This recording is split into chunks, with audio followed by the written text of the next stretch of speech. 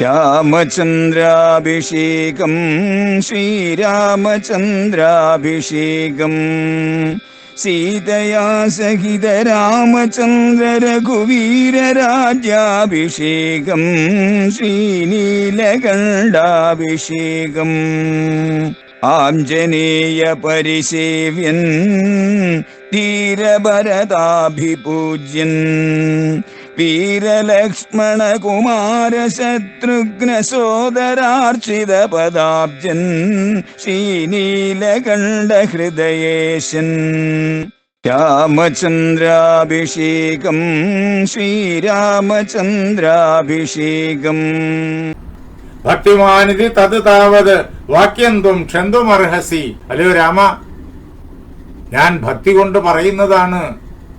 ഭക്തിമാൻ ആകൊണ്ട് ഇങ്ങനെ സ്വതന്ത്രമായിട്ട് അങ്ങയോട് ശക്തമായിട്ട് പരുഷമായിട്ട് ഒക്കെ പറയുകയാണ് എന്ന് അങ്ങ് മനസ്സിലാക്കണം. പരുഷ്യം അങ്ങയോടുള്ളതായ അനിഷ്ടം കൊണ്ടല്ല, അങ്ങയോടുള്ളതായ ഭക്തി കൊണ്ടാണ് എന്ന് അങ്ങ് മനസ്സിലാക്കണം. മനസ്സിലാക്കിയിട്ട് അങ്ങ് എന്നോട് ക്ഷമിക്കണം എന്ന് ആവശ്യപ്പെട്ടുകൊണ്ടാണ് സുമന്ത്രര് പറഞ്ഞു തുടങ്ങുന്നത്. അല്ലയോ രാമ, കഥം ഹി ത്വദ്വിഹീനോഹം പ്രതിയാസ്യാമി താംബുരീം.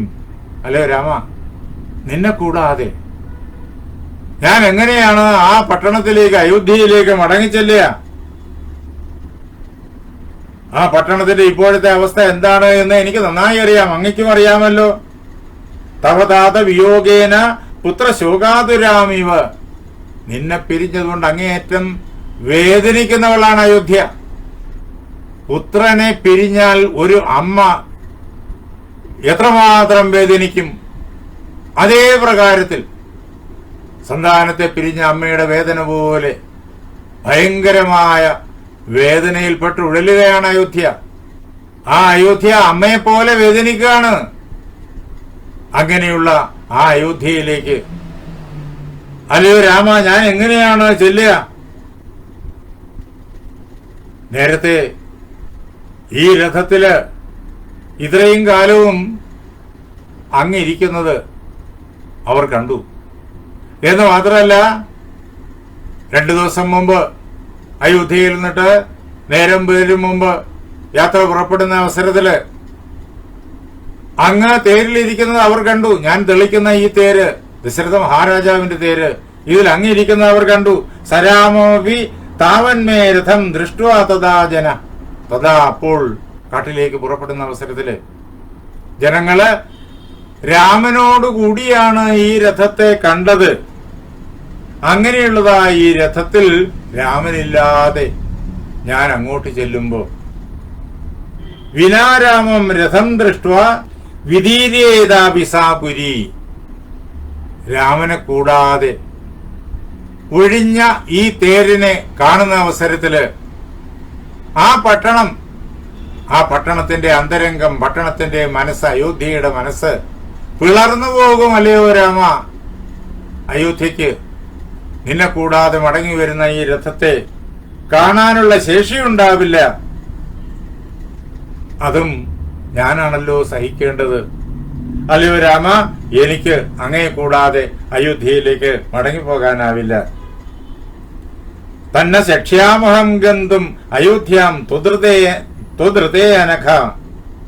പാപമില്ലാത്തവനെ അനഘ, പാപമില്ലാത്തവനെ നിന്നെ കൂടാതെ കണ്ട് എനിക്ക് അയോധ്യയിലേക്ക് മടങ്ങിപ്പോകാനാവില്ല. അതുകൊണ്ട് ഞാൻ അങ്ങയോട് ഈ അവസരത്തില് എന്റെ ഹൃദയത്തിന്റെ ഉള്ളിൽ നിന്ന് വരുന്ന പ്രാർത്ഥന സമർപ്പിക്കാണ്. വനവാസാനുയാനായ മമ അനുജ്ഞാതുമർഹസി. അങ്ങയുടെ ഈ വനവാസത്തില് അങ്ങയെ അനുയാനം ചെയ്യാൻ, അങ്ങയെ പിന്തുടരാൻ, അങ്ങയോടൊപ്പം ഈ 14 വർഷക്കാലവും അങ്ങേ കാട്ടിൽ എവിടെയൊക്കെ സഞ്ചരിക്കുന്നു അവിടെ എല്ലാം അങ്ങയെ പിന്തുടരാൻ, അങ്ങയുടെ സേവകനായിട്ട് അങ്ങയെ പിന്തുടരാൻ, അങ്ങയെ പരിപൂർണമായിട്ടും സേവിക്കുവാൻ അല്ലയോ രാമ, നീ എനിക്ക് അനുവാദം തരണം. ഇതാണ് എനിക്ക് അങ്ങയോട് പറയാനുള്ളത്. അതല്ലാതെ അങ്ങയെ കൂടാതെ ഈ രഥവുമായിട്ട് എനിക്ക് അയോധ്യയിൽ ചെല്ലാൻ പറ്റൂല. അങ്ങ് ഇതിന് അനുവദിച്ചില്ലെങ്കിൽ താൻ എന്ത് ചെയ്യുമെന്ന് സുമന്ത്രർ പറയാണ്. തേരോടുകൂടി അഗ്നിയിൽ ചാടും. ഇതാണ് സുമന്ത്രർ രാമനോടുകൂടി പറഞ്ഞത്. അല്ലയോ രാമ, കാനനത്തിലേക്ക് നിന്നോടൊപ്പം വരാൻ നീ പറഞ്ഞു കഴിഞ്ഞാല് നിന്റെ മുന്നിൽ ഏതൊക്കെ വിപത്ത് വന്നു കഴിഞ്ഞാലും ഈ തേരുമായി ഞാൻ ആ വിപത്തുകളെയെല്ലാം തകർത്തെറിയും.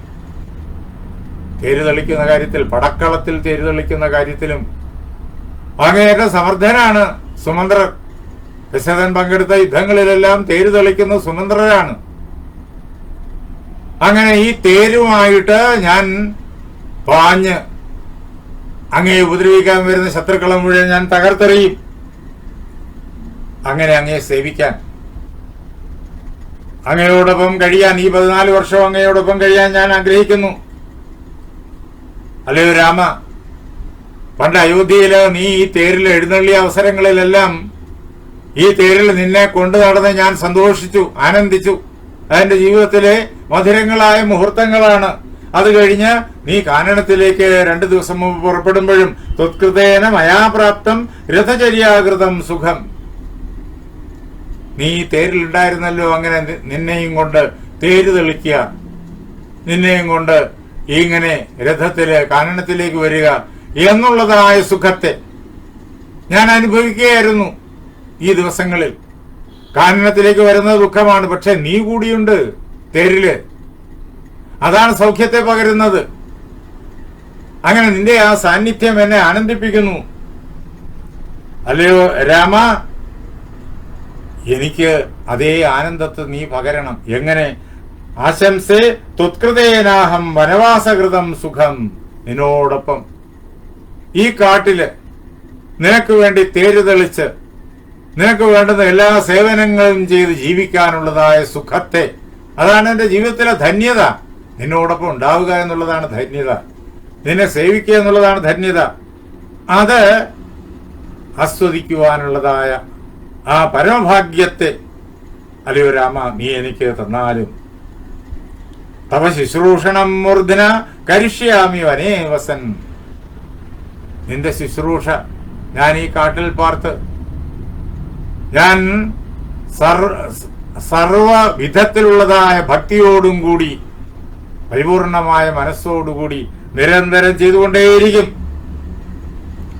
നീ എവിടെ ഇരുന്നു കഴിഞ്ഞാലും അതാണ് എന്റെ ജീവിതത്തിലെ പരമമായിരിക്കുന്ന സ്ഥാനം.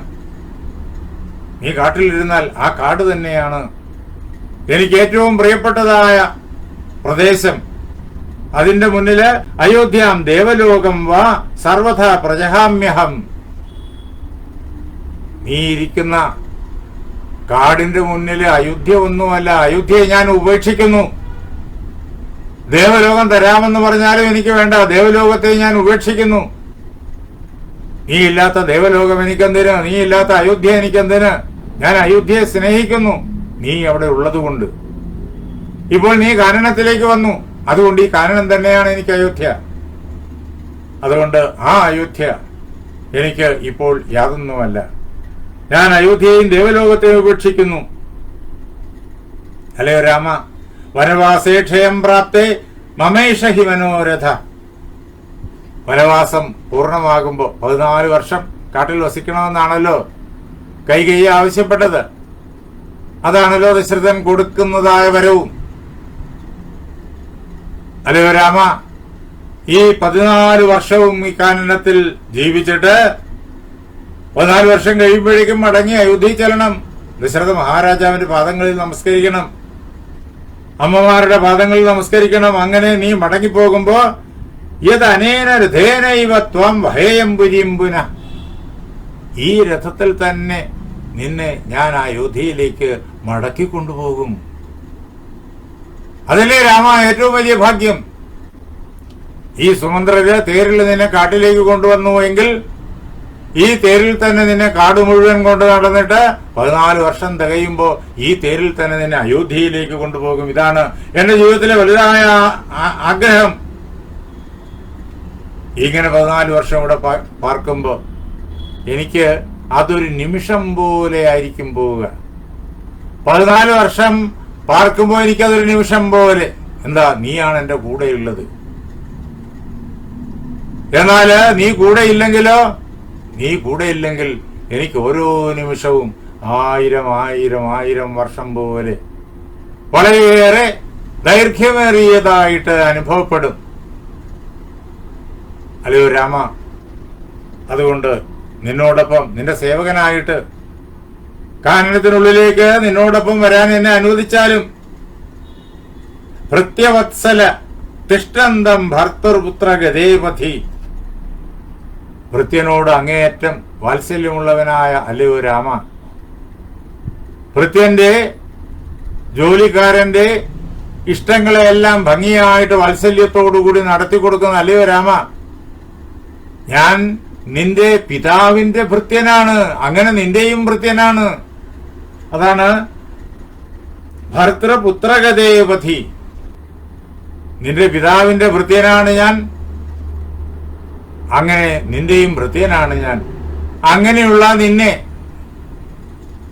എന്റെ രാജാവായിരിക്കുന്ന ദശരഥന്റെ പുത്രനായിരിക്കുന്ന എന്റെ രാജകുമാരന്റെ നിന്റെ ഭൃത്യനായിരിക്കുന്ന എന്നെ, അല്ലയോ രാമ, നിന്നെ സേവിക്കാനായിട്ട് നിന്റെ മുന്നിൽ ഇങ്ങനെ നിൽക്കുന്ന എന്നെ നമാത്വം ഹാതുമർഹസി, എന്നെ ഒരിക്കലും നീ ഉപേക്ഷിക്കരുത്. ഉപേക്ഷിക്കാനായി പാടില്ല അല്ലയോ രാമ. രാമൻ ഭൃത്യന്മാരോട് അങ്ങേയറ്റം അനുകമ്പയുള്ളവനാണ്. എങ്കിൽ പോലും കർത്തവ്യം ഓരോരുത്തർക്കും ഓരോന്നുണ്ട്. സ്വധർമ്മം എന്ന് അതിന് പറയും. ആ സ്വധർമ്മം ആചരിക്കുന്നതിലൂടെയാണ് ശ്രേയസ്. സ്വധർമ്മത്തെ വിട്ട് അന്യധർമ്മങ്ങൾ അതിലേക്ക് ചാടുക പാടില്ല. അതുകൊണ്ട് രാമൻ സുമന്ത്രരുടെ സ്വധർമ്മം ഓർമ്മിപ്പിച്ചിട്ട് സുമന്ത്രരോട് സ്വധർമ്മം തന്നെ അനുഷ്ഠിക്കാനായിട്ട് പറയുകയാണ്. ജാനാമി പരമാം ഭക്തിം അഹം തേ ഭർതൃവത്സല. യജമാനനോട് അങ്ങേയറ്റം സ്നേഹമുള്ള രാജാവിനോട്, ദശരഥ മഹാരാജാവിനോട് അങ്ങേയറ്റം സ്നേഹമുള്ള അല്ലയോ സുമന്ത്രരെ, അങ്ങയ്ക്ക് മഹാരാജാവിനോടുള്ളതായ സ്നേഹം, എന്നോടുള്ളതായ സ്നേഹം, അത് ഞാൻ ഭംഗിയായിട്ട് അനുഭവിച്ചറിയുന്നു. എങ്കിലും നീ ഒരു കാര്യം കൂടി അറിഞ്ഞുകൊള്ളൂ. ശൃണുജാപി യഥർത്ഥം ത്വം പ്രേഷയാമി പുരീമിത. ഇവിടെ നിന്ന് പട്ടണത്തിലേക്ക് അങ്ങേ ഞാൻ എന്തുകൊണ്ടാണ് മടക്കി അയക്കുന്നത്? അതിന്റെ കാരണം ഇനി ഒന്നുകൂടിയുണ്ട്. അതും കേട്ടുകൊള്ളുക. നീ ആ നഗരത്തിൽ ചെന്നാൽ മാത്രമേ കൈകേയി മാതാവിന് സമാധാനം ഉണ്ടാവുള്ളൂ. ഇല്ലെങ്കിൽ കൈകേയി മാതാവിന് സംശയം വരും ഹൃദയത്തില്. നഗരീം ത്വാം ഗതം ദൃഷ്ട്വാ ജനനീമേ വിയസി കൈകേയി പ്രത്യയം ഗച്ഛേത് ഇത് രാമോ വനംഗതഃ. രഥത്തില് രാമനില്ലാതെ ഒഴിഞ്ഞ രഥവുമായിട്ട് നീ അയോധ്യയിലെത്തി, ദശരഥ മഹാരാജാവിന്റെ കൊട്ടാരത്തിലെത്തി ദശരഥ മഹാരാജാവിനെ പ്രണമിക്കുമ്പോൾ കൈകേയിക്ക് മനസ്സിലാകും, ഉറപ്പായിത്തീരും രാമൻ കാട്ടിലേക്ക് പോയി എന്ന്. അങ്ങനെ നീ മടങ്ങി ചെന്നില്ല എന്നുണ്ടെങ്കിൽ രാമൻ കാട്ടിലേക്ക് പോയിട്ടില്ല. രാമൻ കാട്ടിലേക്ക് പോകാമെന്ന് പറഞ്ഞ് ഇവിടെ നിന്ന് പുറപ്പെട്ടിട്ട് വേറെ എവിടെയോ പാർക്കുകയാണ് എന്ന് കൈകേയിക്ക് സംശയമുണ്ടാകും. കാരണം തന്റെ ആഗ്രഹത്തിന് പല പ്രകാരത്തിൽ വിഘ്നങ്ങൾ സംഭവിക്കുമെന്നുള്ളതായ ഭയം കൈകേയിക്കുണ്ട്. തന്റെ ആഗ്രഹം എന്താ? അയോധ്യയുടെ മുഴുവൻ ഏകഛത്രാധിപത്യം പിടിച്ചെടുത്ത് തന്റെ പുത്രന് കൊടുക്കുക. അപ്പൊ രാമൻ കാട്ടിൽ പോകാതെ വേറെ എവിടെങ്കിലും വസിക്കുകയാണെങ്കിൽ, ഒളിച്ചു വസിക്കുകയാണെങ്കിൽ അത് തന്റെ പുത്രന് രാജ്യം കിട്ടുന്നതിന് തടസ്സമായി തീരും. അതുകൊണ്ട് കൈകേയി അതിങ്ങനെ നിരന്തരം സംശയിക്കും. ആ സംശയം ഉണ്ടാകാതിരിക്കണമെങ്കിൽ നീ അയോധ്യയിലേക്ക് ചെന്നാലേ പറ്റൂ. അങ്ങനെ ചെന്നില്ലെങ്കിലോ വിപരീതേ തുഷ്ടിഹീന വനവാസംഗതേമയി. ഞാൻ കാട്ടിലേക്ക് പോയി എങ്കിലും, കാട്ടിലേക്ക് പോയി എന്നുള്ളത് അല്ലയോ സുമന്ത്രരെ, എനിക്കും സുമന്ത്രർക്കും സീതയ്ക്കും ലക്ഷ്മണനും ഇപ്പോ ഈ നിൽക്കുന്ന ഗുഹനും മാത്രമല്ലേ അറിയുള്ളൂ. ബാക്കി ആരും തന്നെ കണ്ടില്ലല്ലോ. കൈകേയിക്കും കാണാൻ പറ്റില്ലല്ലോ രാമൻ കാട്ടിലാണ് യഥാർത്ഥത്തിൽ പോയിരിക്കുന്നത് എന്ന് കാണാൻ പറ്റില്ലല്ലോ. അങ്ങനെ ഞാൻ കാട്ടിൽ പോയതാണെങ്കിലും കൈകേയി നിന്നെ ഈ രഥത്തോടു കൂടിയിട്ട് അവിടെ കണ്ടില്ലെങ്കിൽ, രഥത്തിൽ രാമനില്ലാതെ അവിടെ കണ്ടില്ലെങ്കിൽ രാജാവിനെ സംശയിക്കും കൈകേയി. രാജാവ് എന്തോ സൂത്രം പ്രയോഗിച്ചിരിക്കുന്നു, സുമന്ത്രരെ ഏർപ്പെടുത്തി വിട്ടിരിക്കുന്നു. അങ്ങനെ രാമനെ കാട്ടിലേക്ക് അയക്കാതെ വേറെ ഏതോ സുരക്ഷിത കേന്ദ്രത്തിലേക്ക് അയച്ചിരിക്കുന്നു എന്നൊക്കെ കൈകേയി സംശയിക്കും. രാജാവിനെ മിഥ്യാവാദി എന്ന് സംശയിക്കും. മിഥ്യാവാദീതി, ധാർമ്മികനായ എന്റെ അച്ഛനെ കള്ളം പറയുന്നവനാണ് എന്നിങ്ങനെ കൈകേയി സംശയിക്കും. അല്ലയോ സുമന്ത്രരെ, അത് സംഭവിക്കാൻ പാടില്ല. അച്ഛൻ മിഥ്യാവാദിയാണെന്നുള്ള വിദൂരമായ സംശയം പോലും ആരുടെ മനസ്സിലും ഉണ്ടാകാൻ പാടില്ല. അതുകൊണ്ട് അതിനും അവസരം കൊടുക്കാതിരിക്കണം. നോക്കണം എത്ര ശ്രദ്ധയോടുകൂടിയിട്ടാണ് രാമൻ ഓരോ കാര്യങ്ങളും നിർവഹിക്കുന്നത് എന്ന് നമുക്ക് ഇതിൽ നിന്ന് മനസ്സിലാകും.